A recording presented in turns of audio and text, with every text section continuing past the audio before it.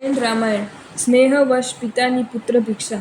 શ્રી ઇન્દ્ર રાજાના પિતા શ્રી રાજા સહસ્ત્રાર દીપપાલોની સાથે લંકામાં આવી શ્રી રાવણને નમસ્કાર કરીને એક પતિની માફક અંજલિ યોજીને કહેવા લાગ્યા કે હે સ્વામી, જે આપે કૈલાશ પર્વતને લીલાપૂર્વક એક પથ્થરના ટુકડાની માફક ઉપાડ્યો, તેવા પરાક્રમી આપણાથી જીતાયેલા અમે લજ્જાને પામતા નથી, અને તેવા પરાક્રમી આપની પાસે યાચના કરવી એ લેશ પણ લજ્જારૂપ નથી.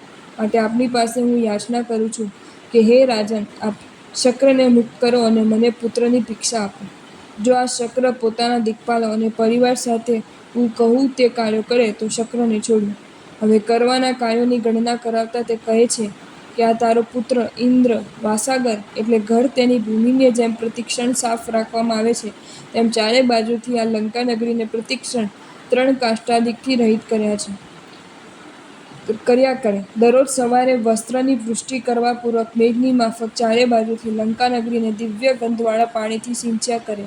અને આ તારો પુત્ર હંમેશા માલિનીની માફક પોતે જ દેવપૂજાના અવસર આદિ પ્રસંગોમાં વીણીને અને ગૂંથીને પુષ્પો પૂરા પાડે. આ પછી શ્રી રાવણ કહે છે કે આ પ્રકારના કાર્યને કરતા એવો તારો આ પુત્ર ઇન્દ્ર ફરીથી પોતાનું રાજ્ય ગ્રહણ કરો અને મારી મહેરબાનીથી આનંદ પામો. વિચારો કે આ કેવી અને કેટલી ભયંકર શરતો છે. આવી ભયંકર શરતોનો પણ શ્રી સહસ્ત્રાર રાજાએ સ્વીકાર કર્યો અને કહ્યું કે મારો પુત્ર એ પ્રમાણ કરશે. આથી શ્રી રાવણે પણ બંધુની માફક સત્કાર કરીને પોતાના બંદીખાનામાંથી શ્રી ઇન્દ્ર રાજાને મુક્ત કર્યો.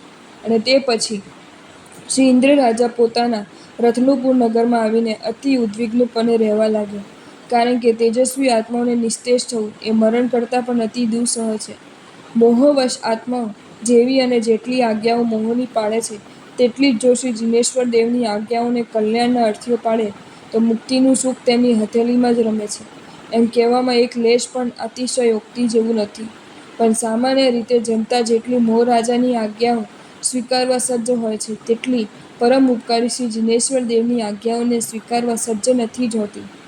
અને એ જ કારણે સમજુ ગણાતા આત્માઓ પણ મોહ રાજાના સામ્રાજ્યમાં જ અથડાતા જોવાય છે.